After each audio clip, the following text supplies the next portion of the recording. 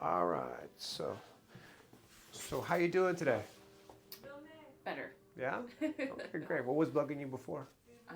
My back, Okay.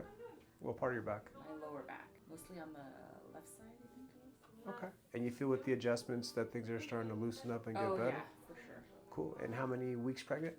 I am 31. Perfect. Okay. Well, let's go ahead and make sure everything is moving the way it's supposed to. Keep you feeling good. All right. Is that painful at all? Good. So for you, it feels like it's your left pelvis, left low back too. I think it was like this last time too. Yeah. Sweet.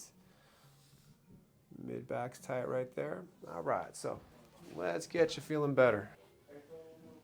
Are you okay right there? Yeah. Perfect. Woo, that was a big one today. And rest your body. Good.